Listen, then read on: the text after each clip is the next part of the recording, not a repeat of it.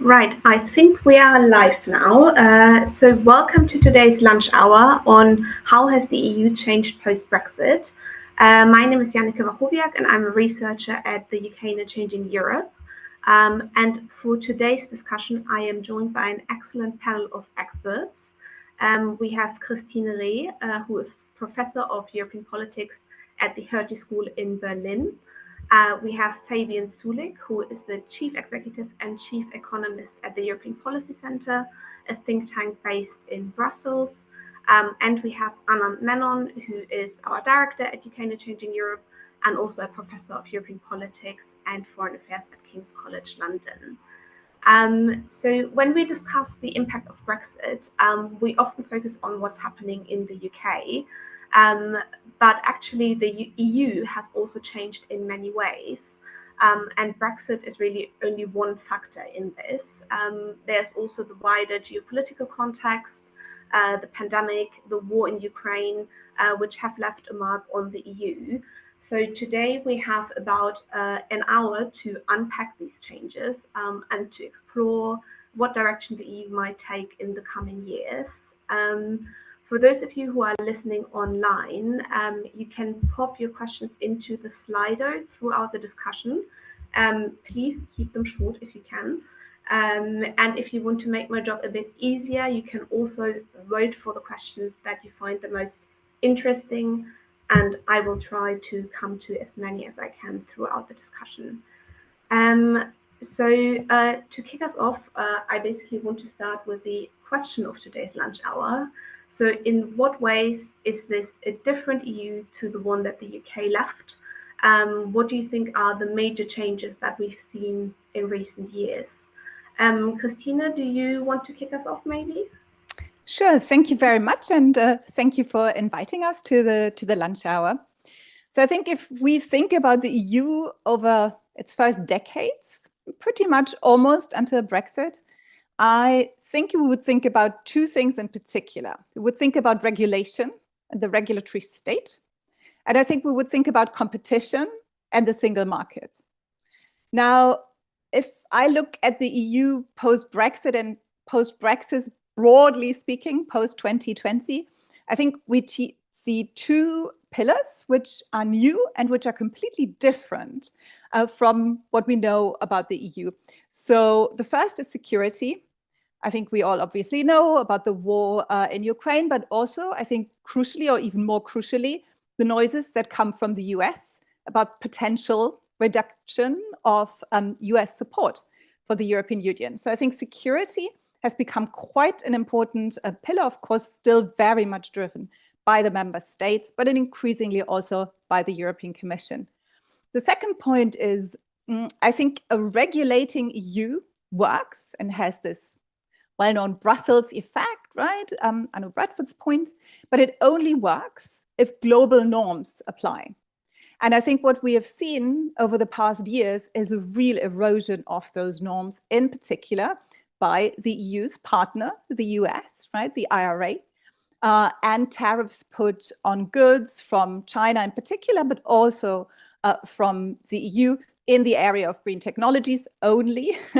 But I think this goes very much against the multilateral, ordered global framework that at least I would have associated contextualizing the European Union. So that would be my two main areas, and I presume we discuss those in much more depth later. Thank you, Christine. Fabian, what's your perspective on this? How has the EU changed post-Brexit? I think it's important to start with the realization that not only has the EU changed fundamentally, but it is still in a process of changing. So we are not talking about anything which is settled at this moment in time. And the changes have already been rather wide-ranging, driven by a completely different environment in which the EU is now operating. So I think what you started with is important to emphasize, that this is not a post-Brexit environment. It's a post-Brexit environment from a UK perspective, but from an EU perspective, Brexit has only been one of the crises which the European Union has gone through over the last decade and a half, what we've called the perma crisis. Some people have called the poly crisis. Perma poly crisis is probably the best term you can come up with. But we've had these 15 years of continuous crisis, all of which has been interrelated, which has had a profound impact on the way the system worked. At the same time, geopolitics has completely changed. We are now talking about a much more polarized world, a much more fragmented world. We've seen that also within the European Union. We had the rise of illiberal democracy. The internal cohesion of the Union isn't functioning anymore in the way it did. But at the same time, the Union had to deal with these crises, plus also the fundamental transformations, including demography, including climate change, including a technological revolution. So everything is in flux. And on top of everything else, we then had the watershed moment of Russia's invasion. And I think it's very important to recognize that from a European perspective, that is a complete watershed moment. Nothing is like it was before, because this is a direct threat to the physical security of the European Union, which is something we have not really been considering for the last decades. And that is clearly why we now have a much stronger security focus. But again, in this environment of complete uncertainty, given that European security essentially has been the NATO umbrella, the US umbrella, and now we have the next watershed moment on the horizon with the possible election of Trump for a second term, which in many ways will be far worse than a first term. But in any case, the umbrella has been questioned before. So the US as a partner is no longer as reliable. And all of this is also happening in a world which is, in my view, entering into a perma-poly crisis. What we are seeing in Gaza now is only one sign of a world which is much more challenged, contentious, where globalization, the economic progress we have seen over the last years will be very much in question, and where my country first, isolationism, mercantilism, these kind of what people thought were long gone are back on the agenda. Thank you. So Anand, what's your view on this? The EU's been through multiple crises and is still dealing with ongoing crises. How has that shaped the EU since Brexit? I mean, I pretty much agree with everything Christine and Fabian have said. I love Fabian because he's one of the few people who can make me sound optimistic every now and again. But I'd say several things. Yeah, I mean, looked at from the United Kingdom, the EU feels even more alien than it did in 2016. I mean, it feels, you know, all those things, the sort of mercantilism, the sort of strategic autonomy, you know, the discussions around a defense commissioner are all things that sort of take it away from a place that we would have been comfortable with. I'm tempted to say, you know, we turn our back for a couple of years and you let the French take over. So it feels very, very different as a Brit. And I mean, not, you know, as Fabian quite rightly said, not all of this is down to Brexit. I think the reforms in the face of Ukraine and COVID might have gone slightly differently had the UK been round the table. But I just think, you know, the EU feels ideologically, structurally, in terms of its ambitions, a very different and slightly more alien place than it did. The other thing I'd say actually about the broader context is, you know, we've been very unlucky with our timing of Brexit, in the sense that, you know, the original vision of Brexit was you're creating a global, buccaneering, free trading United Kingdom. And the assumptions behind that was we'd have a world that was, you know, full speed ahead with globalization, where the big economies were open, where the World Trade Organization was working well. And actually, we leave the European Union and all those things collapse. And in that sense, it's almost the worst possible moment for a medium-sized economy to start going it alone, because we need the United States and the European Union to be far more open than they currently are, and we need globalization to be progressing. So actually, the changes in the European Union, coupled with the changes in the broader global economy, are quite uncomfortable, I think, for the United Kingdom. Thanks.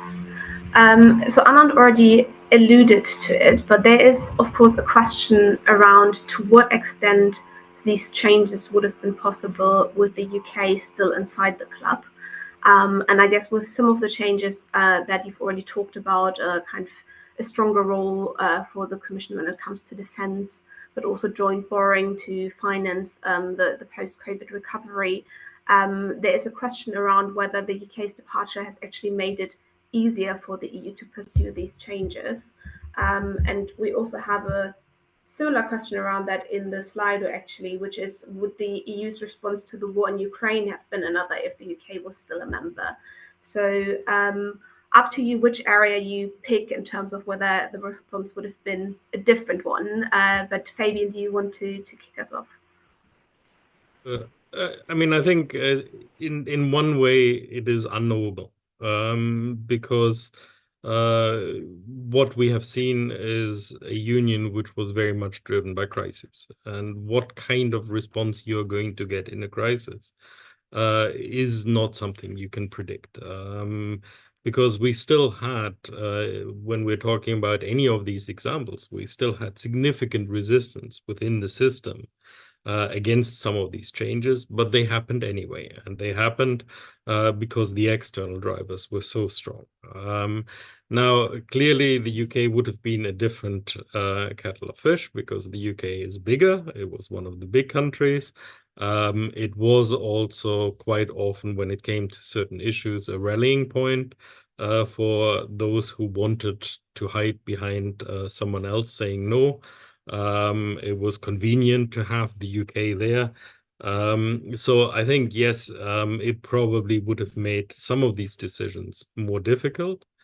But I still think that in essence, we would still have had decisions. Maybe they would have had a different nature, but the reality was that you had a crisis, which in some ways was threatening not only the European Union as an institutional construct, but the individual member states. And that's something which I think is very interesting when you look at the Union over the last few years, is what we would have said in the past is, if the member states are weak, then the Union will be weak. It is only as strong as the strength of the member states. But what we've seen now is that weak member states have quite often outsourced certain decisions to the Union because they couldn't do them at home anymore. So we've had a much more comprehensive response at the European Union level than we've had at many national levels. So I think this is part of the changing nature of the European Union. And I think Anand is right. If the UK had still been in, it would have changed in a slightly different direction, but still it would have had to change. It would have still had to take into account these quite fundamental challenges which we've gone through. And when it comes to Ukraine, I don't really see how the UK would have hindered anything being inside, but I also don't really see that it could have speed up things in any of the areas, because in the end, the European Union did get where it needed to be. Maybe the one area, but that's, I think, a question more for the future rather than the past, is in how far is defense and security cooperation more possible within the framework of the European Union or outside the framework. But that's something, I think, which we still don't know at this moment in time. It's something we will have to see over the next years. Anand, do you want to respond to that directly? Yeah, I mean, the counterfactual is fascinating, but it sort of blows my mind because it's so complicated, and I'm not convinced, because, of course, you'd be dealing with a UK that had voted to remain in, I think, would be a very bad-tempered and unstable place. had that vote gone 52-48 the other way, I don't think we'd have just settled down and become Luxembourg in the heart of the European Union. I think we'd have become twice as problematic as we had been before. It would have been far more politicized than it had been before. We'd have been a bit of a nightmare. So it's a very hard counterfactual to think about. On Ukraine, I think Fabian's absolutely right. I mean, one interesting question for me is whether the UK would have been quite so bullish and noisy in support of Ukraine had it not left the European Union, because it does seem to me that Brexit provided a rationale for the very strong leadership role that Boris Johnson took. Maybe we'd have done that anyway, but there was a political payoff for doing it because of Brexit that wouldn't have been there. But I don't think it would have made much in the way of a difference. I feel I have to add, just to start sniping at Fabian early, that the member states also tend to outsource to the European Union things that the European Union can't do either, which I think is very much the case in security. Is some of the smaller countries that spend less on defence say, well, look, we've got CSDP. And it basically serves as a bit of an alibi rather than a reinforcement, I think. But we can come back to that, I'm sure. Christine, anything you want to? You want to Yeah, so I generally agree very much. I don't think anything would have changed on Ukraine. Maybe the visits by Boris Johnson in his times would have been less frequent, but I doubt that. I think that was really Boris Johnson's conviction that the UK had to support Ukraine. And if you look at the overall aid figures, the EU plus Europe, or Europe being the EU plus the UK, Switzerland, Norway, and Iceland are highest, followed by the EU, followed by the US. Also on military, Europe, that's the EU plus the UK plus Norway, Iceland, and Switzerland is second. So I think that shows that the UK has been very closely aligned with the EU in its support of Ukraine. Now, I agree, possibly security cooperation might be harder with the UK. But then you have PESCO, which is like a structured cooperation within the European Union. Currently, all member states in there, except for Malta and Denmark. Maybe that could have also happened still with the UK in the EU. Perhaps a few words about Next Generation EU. So that's a rescue package, which the EU agreed with its multi-annual financial framework, and where the EU for the first time borrowed on financial markets. Now, assuming Boris Johnson would have been prime minister, assuming the pandemic had been as bad as it went in the UK, and assuming, right, maybe the UK would have gone along with that, but I very much doubt it. The UK was always against a bigger budget, always against borrowing. Okay, you would have said that about the Germans too, but the Germans did come on board eventually. But I wonder whether the EU wouldn't have found an alternative solution then, like during the financial crisis, for example, where institutions were established outside the treaties, but using the EU institutions to actually still follow the policy you wanted to follow, but perhaps without the possible awkward player that Anand is painting. And I think Anand is probably absolutely right? If you look at, for example, no votes in the council, the UK, whilst it was in there, always topped the the bill. I mean, remember, we still refer to 2011 as the UK veto in this country. Yeah. Thank you. I think it's interesting, Christine, that you kind of talk about the EU's response to the pandemic and kind of the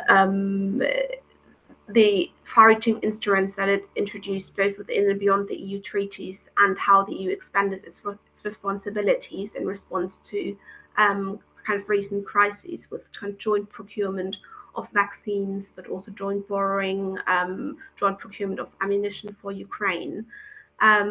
I'm wondering what you think this tells us about the nature of EU integration. Do you think those changes are temporary and those are kind of temporary crisis instruments, or are we actually seeing a structural shift in how the EU operates and kind of in the nature of the EU's integration project?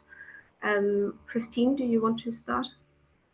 Yeah, so I think that's very hard to tell, but I do not think Okay, so I think that the challenges waiting for the European Union in the next legislative term, possibly industrial policy for green technologies, security, Green Deal, I think regulatory work has been done, but I think green technologies, for example, really will cost money, as will compensation for people who are hit by decarbonization.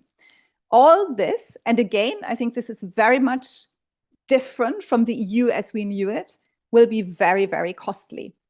Now, in contrast to the British press, which basically painted the EU as this super huge organization with lots of bureaucrats and tons of money, the EU has a small commission and a tiny budget.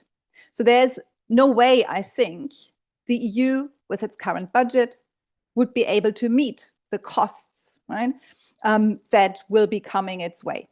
I also am pretty sure that the next generation EU, borrowing on the capital markets, etc., was crisis-driven, but driven by a crisis that really hit all EU member states in different ways and different ways, but all were hit. And I think everyone felt we have to help each other here. Now, whether that feeling will be the same in industrial policy on green technology, in security, possibly, especially in those two areas, and industrial policy supporting, quote unquote, the green transformation, I really doubt. And so I think we have to wait for the negotiations on the multi-annual financial framework. The next one will start in 2028, but the negotiations will start soon. In an EU which will be a lot more fragmented, a lot more polarized, a lot more right-wing, and a lot more Eurosceptic. So I don't want to be in that room where it happens or doesn't happen in that case. So Anand, please be more optimistic than me, but I don't think next generation EU is there to be repeated. Some government heads have already said that. And I think the challenges awaiting the EU are costly, and I do not see where the money will come from. Well, that's exciting, an optimistic take from Anand apparently now. So Anand, what do you think?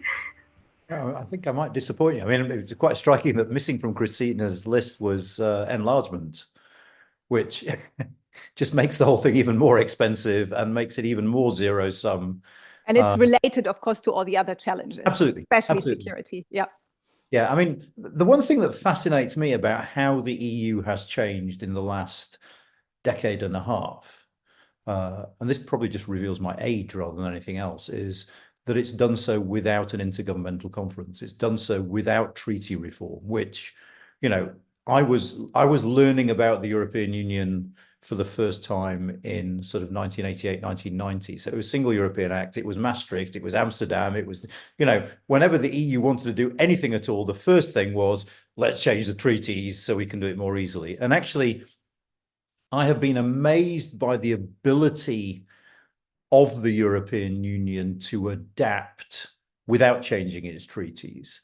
But I don't think that is problem-free. I think that possibly adds to a sense of stuff happening that is out of reach of citizens. I don't think it's necessarily unconnected with the rise of populism in the European Union. And I do think at some time, treaty change is going to be necessary. And there I wonder whether, given the number of potential veto players around the table, that is going to be a lot harder than it was even during Lisbon. But I mean, it is a remarkable achievement to have weathered, you know, the Eurozone crisis, COVID, Ukraine, all those things within the existing institutional framework. Says a lot about the flexibility and adaptability of that framework. Fabian, what do you think the EU's recent crisis responses tell us about kind of the nature of EU integration and where we're going? I think what we have to start with is really what I began this seminar with saying is we are in a period of extreme change. So at this moment in time, I don't think anyone can predict what is going to happen. I mean, this is truly a world of structural breaks, where it will also very much depend on what is the next crisis which comes along? What is going to be the reaction to that crisis? I've already mentioned, what if Trump gets back into the presidency? What does that mean in terms of support for Ukraine? What happens on the battlefield in Ukraine at the moment is going to have a profound impact on what happens in areas like defense and security, but also enlargement, agriculture, foreign policy. I mean, these are all multiple polarized uncertainties which we are facing at the moment. And it's extremely difficult to say what is going to happen. Now, I think what we can say is what we have also seen over the last years is that we've gone, and that Christine already referred to in the opening remarks, we've gone from an EU which was essentially a legislative machine to something which now starts to resemble a bit more what governments do. It's executive action. It is budgets which matters. It is about the means which you have available. But that in its nature is far more contentious at the European level, because we're not talking about a government which has been voted in by the citizens, even if they might no longer want it, but still there's a certain legitimacy behind that. But we're talking about essentially a bureaucracy, which is now having to make executive political decisions in moments of extreme crisis and in areas where the national sovereignty still plays a huge role, like defense and security, when it's about armies, when it's about lives, or when it is about money, then the member states very much fight for their own sovereignty. And interestingly, just as a side remark, some of our citizens actually think very differently. When you look at opinion polls, a lot of citizens are saying, actually, we want the European Union to do much more of this. So it's a lot of resistance from governments, not necessarily citizens. But at the same time, even though this is uncomfortable, even though this is difficult, even though this stretches the treaties to the limit, and some people have argued beyond the limit, even though all of this, of course, has political consequences as well, it still has to be done, because the crisis you're facing is such that if you're not responding, the outcome is going to be even worse. And that's what we've seen in a number of situations. So I am not sure I'm more optimistic here, but my view is that Eurobonds are inevitable. They are going to come, because the fiscal pressures, which will be at the national level, will be so great that something will come along where the member states will say, no, we cannot possibly go back to our citizens and to say we're going to pay on this out of national coffers. We're going to have to go to the European level, and they're never going to be called Eurobonds. We're going to find a very bureaucratic technical name which nobody understands. We will build a very complicated structure. But at the latest, when it comes to reconstruction of Ukraine, there is no way this is going to be paid for from national borrowing or from national taxation. So this is going to happen at the European level. The same way, and I know that there have already been positionings by some countries, but I do think it is completely impossible that we will be going back to the member states which have been using the recovery and resilience funds and saying to them, you're now going to have to repay that money. It is not going to happen. This is going to become permanent European borrowing. And I wish we had national politics which was a little bit more honest about this, so that we could have a real debate around how do we construct that, what kind of governance do we need, what kind of safeguards do we want to build in, rather than doing something then when we are facing a situation where we have to, but then it's going to be rushed through, it's going to be against the resistance of a number of countries, and it's going to be badly designed, but it's going to come. Anand, you want to respond to that? I don't want to respond to it. I want to agree with it, but it just to raise the problem that, there's an issue here of whether integration by subterfuge works when the issues at stake are so politically salient. I mean, it worked in the 60s and 70s because they weren't. And you could talk about, the Court of Justice tucked away in the fairyland Duchy of Luxembourg and no one noticed it and it was doing great things and whatever. But, you know, what you said about Eurobonds made me think about this partly, Fabian, which is, you know, we'll disguise it, but we'll do it. And I just wonder whether populist politicians are a lot cannier now than they used to be, and we'll pick up on it. I mean, even just take the discussion about Ukraine at the moment. I notice with interest that, you know, they'll probably make their decision after the European elections, so they don't have to talk about it during the European elections, which strikes me as eminently sensible, but potentially dangerous. In the sense that it sort of heightens that sense that things are being done in such a way as to escape democratic scrutiny, which you know, the lack of honesty, you know, all the reasons why that is necessary in a functional sense are very, very evident, including that lack of honesty. But it does sort of make me wonder whether this isn't just storing up enormous problems for the future. Go on then. Fabian. And then Christine. What I didn't want to say is that I agree with this approach. I'm just saying that this is realistically what is going to happen. I do actually think that it would be far better if our politicians, our leaders, which at the moment are not displaying very leader-like character, would be more honest and would actually say, as some politicians did during COVID, that this is an incredibly difficult situation, that we are going to have to do things which might not be very comfortable, which might go against the instincts, that we have to overcome these national taboos. I would much rather have this debate. And I think that actually, in my view, that is also politically the more sensible debate. But I think this actually points to something, and I think that's important also in the context of, I know we're talking about the European Union here, but many of the things we're talking about here are not European Union specific. What we're talking here are essentially crisis symptoms which we are seeing in liberal democracy all over the world.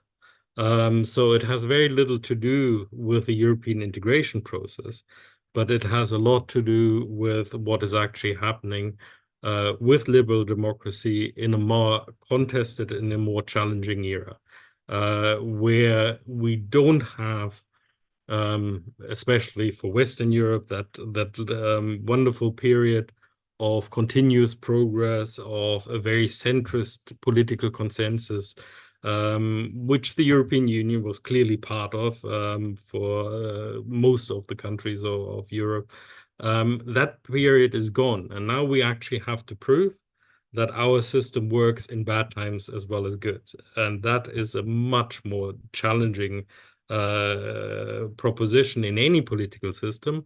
But for the European Union, and that's coming back to something Christine said, we had an integration process which was about distributing benefits from integration.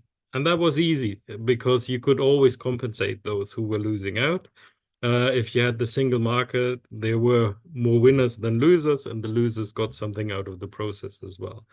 Now we're talking about big challenges which require huge investment, which means we're distributing costs. Now, I would still argue that the overall costs are minimized by having the European Union, but it's still distributing costs, which is politically virtually impossible.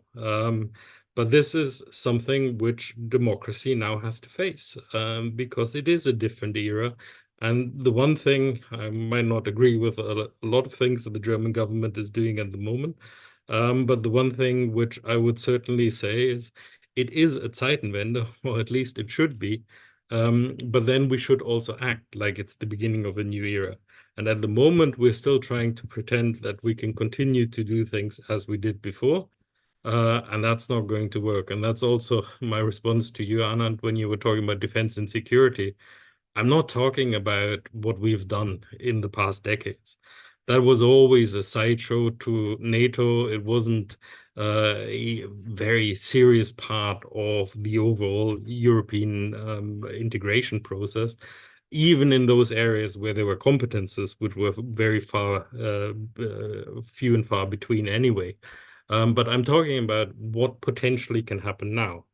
And I'm saying potentially because it is not in any way given that this is going to happen.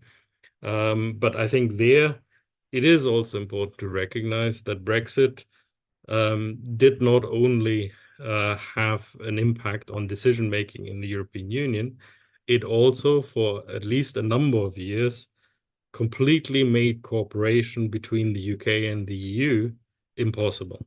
Now we are slowly getting back to a stage where we are starting to talk about the things we put in the political declaration way back then. But that's really, in the current circumstances, that's not a luxury we can afford, because here it is about all liberal democracies working together to try to maintain some of the things which we have achieved over the last decades. Christine, you had raised your hand earlier. Did you want to come in on that? Yeah, so tangentially, but also about the nature of debate and where to look at. So what I think we see at present very much is that conservative and some liberal parties try to move right in order to stop the right. So we see this, for example, with the farmers' protest and then the stalling of the nature restoration law in the council. Right? So after it made a very, very narrow pass through the European Parliament, governments in the council stopped it. Now, if you look at farmers, of course, they are an EU-wide protest. But likewise, Fridays for Future are an EU-wide protest. And if you look at a recent public opinion survey done by the Jacques Delors Center together with Tariq Abu Chadi in Oxford, what you see is the public opinion is very much still pro-climate policies. Right? So climate policies still appeal to the public. It's the policy design where politicians need to think how to appeal, for example, to conservative and liberal voters. So if you look at left-wing voters, they are happy with anything. If you look at right-wing voters, they're unhappy with anything. It's the middle sort of group. And I think out of that public opinion survey, which really says the climate backlash is very much overblown in the media, what you can see is that green investment, for example, in transport, green industrial policy, and compensation for people who lose from decarbonization, right? Germany, big debate about housing and heating, right? That would appeal, right? Also to conservative and liberal voters. I think you saw something a little bit similar in the London mayoral elections, right? Where the conservatives felt the charge that you have to pay, right? Was if you want to drive in the city, but that was quite a bit expanded.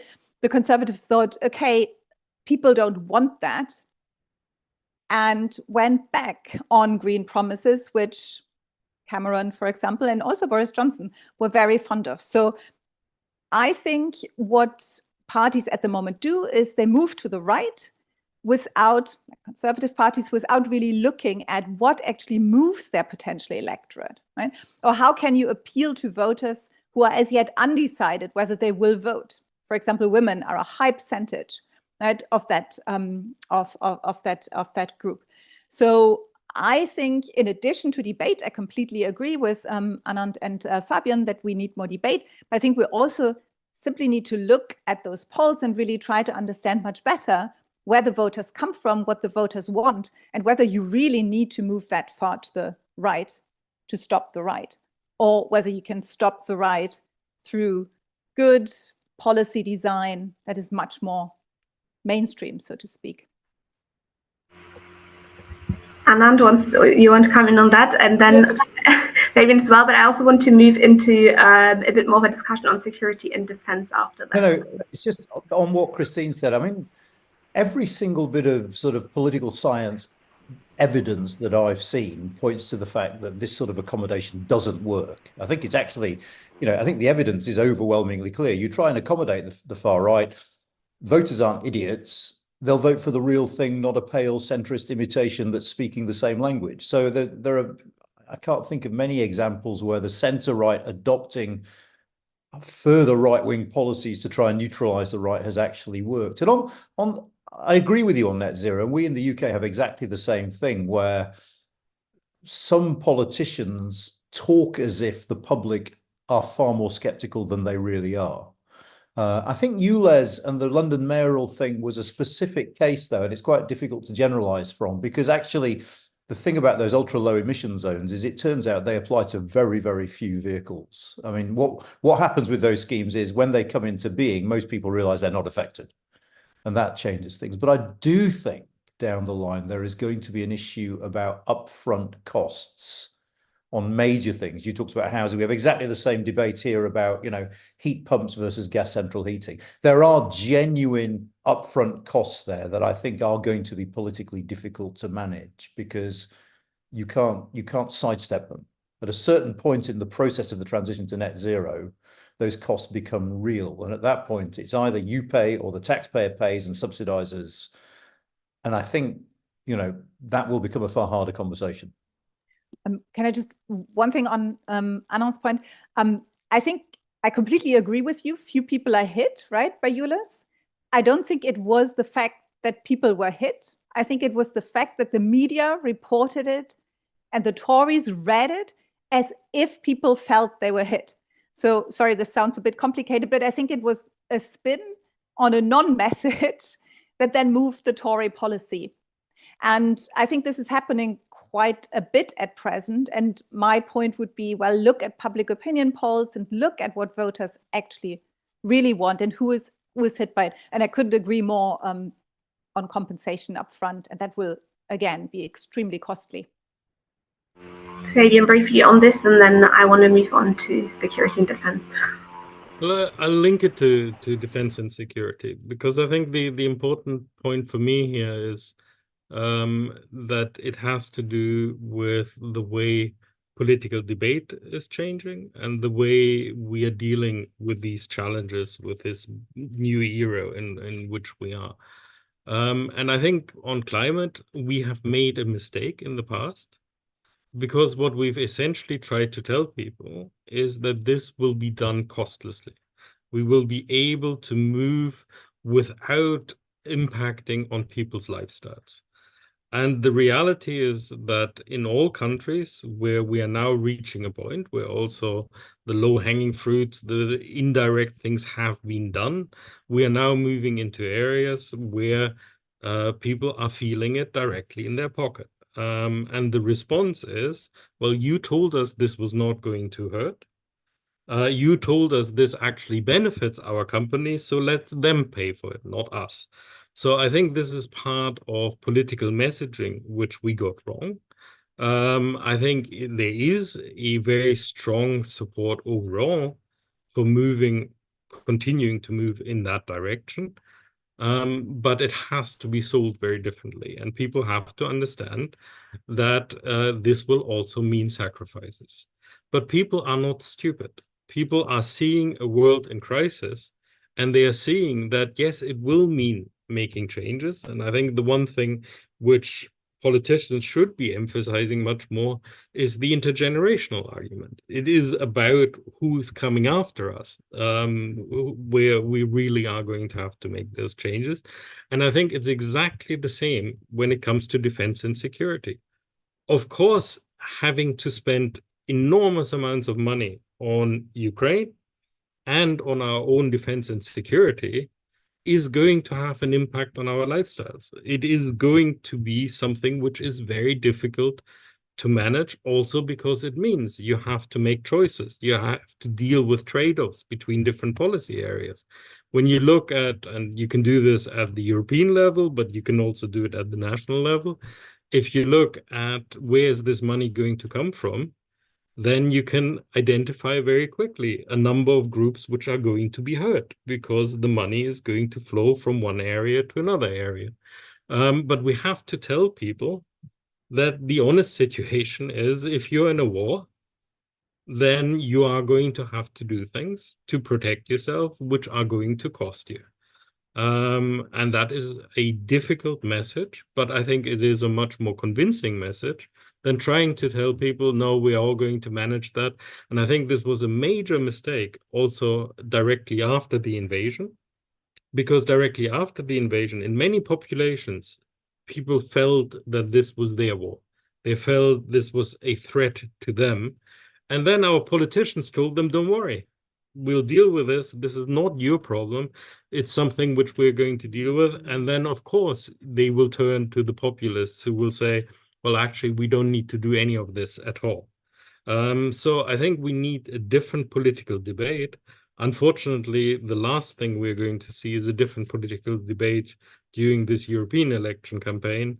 But the reality is that we should have much more mature conversations with populations about, yes, it is an era which is more difficult, where our lifestyles are more under threat, but that we still have agency to do something about it, and we can still change the longer term outcomes, particularly for the next generations, because they are the ones who are going to have a lot less agency and a lot more problems defending their values and interests than we do. Thank you. So in terms of security and defense, I think an interesting question is not only where's the money going to come from, which we've already discussed, but also where is the money going to be spent and who is the EU willing to work with. And if we look at kind of where the EU is going at the moment, the European Commission published a defense industrial strategy in March this year, which is quite an ambitious strategy. And basically the aim is to spend more money with EU-based suppliers. And the focus is very much on single market members. There's also a lot of mention of Ukraine in the strategy, but the UK isn't mentioned a single time in the strategy. So I guess my question to you is, are we going to see cooperation between the EU and the UK in the defense industrial area? And is kind of the EU's approach to this going to work if we come under increasing pressure with the Trump presidency maybe later this year? Anand, do you want to start on this one? I suppose the easy answer is I don't know, but for all the talk of the threats we face to actually make sense, then we have to. I don't think Europe becoming more secure makes sense without involving the United Kingdom. And if we're serious about the fact that there's an existential threat from Russia at the moment, but who knows where from down the line, then I think it makes sense for us to work together. Now, what that means in terms of forum, whether we continue to do it through NATO, whether it becomes easier to work with the European Union, we're going to have to wait and see. But I think just rationally speaking, given the fact that, and let's forget Trump for a moment. Whatever happens in the US election, the US's direction of travel, I think, is pretty clear. Trump or no Trump, the US is going to take less interest in the defense of Europe over time. It's going to focus more on China, has become more protectionist, become more insular. We're going to have to do more for our own security. And I think that actually has to be done via collaboration between the UK and member states / the European Union. And just to re-emphasize sort of the point that Fabian made, if you look at the UK budget over the last 50 years, it's pretty damn clear how we have dealt with the peace dividend post-war. We've spent it on health, essentially. As the defense budget went down, the health budget went up. Now, if we're seriously thinking of raising the defense budget again, and we have this sort of shadow debate in the UK at the moment with the Tories saying, we're going to put defence spending up to 2.5% by 2030, but we're not telling you how. And Labour saying we're going to put defence spending up to 2.5% when circumstances allow. We're going to have to get a bit more real, I think, because the threats are genuine and we're going to have to do more for ourselves.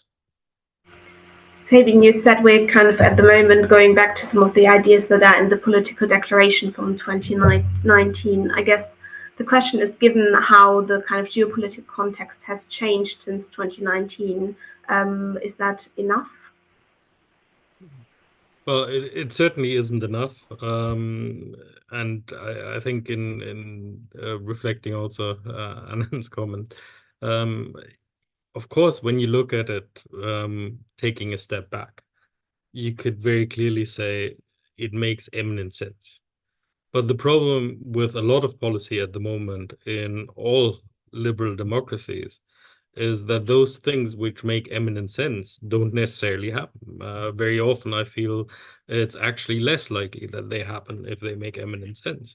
If we look at the European level, you can say, I mean, it's not even necessarily about spending more money. It's just taking all the money we are spending already and spending it in a more sensible way. That alone would make a tremendous difference. And that, of course, also would involve the UK. It absolutely makes no sense to have weapon systems which are not able to operate across borders. I mean, this is clearly a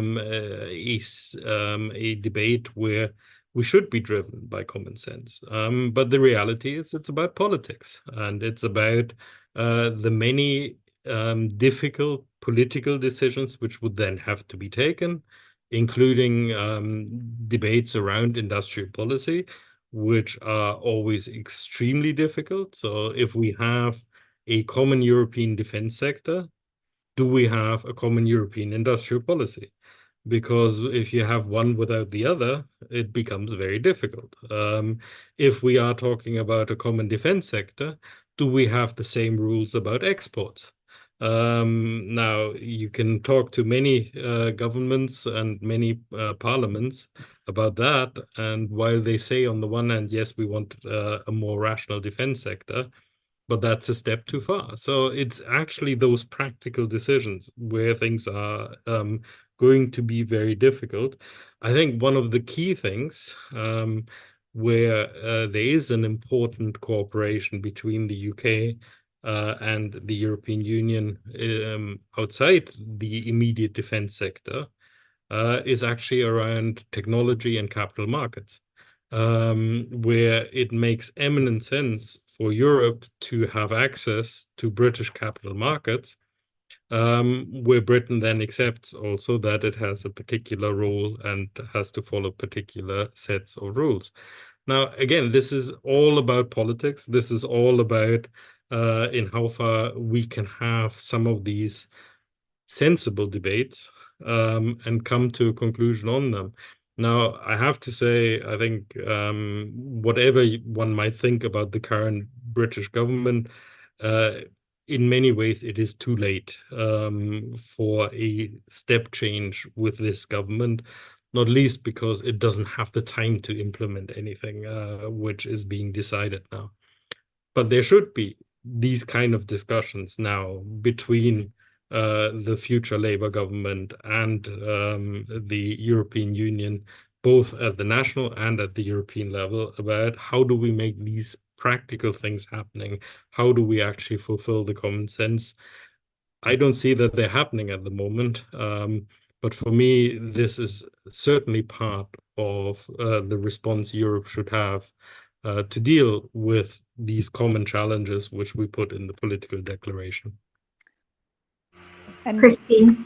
I think Labour is going in that direction also. So there are already agreements between Labour and the German Social Democrats, right? Especially on defence and security. And I think this is one area where, I mean, okay, you may want to focus on single market members for procurements of weapons or for security, but I do think we mentioned liberal democracies at the very beginning. The UK is a liberal democracy. There are quite a few non-liberal democracies within the European Union. I think if the EU decides only to work within the single market, I think this would be a grave mistake. And I think it would not only be a grave mistake for the EU, but I think also for the UK.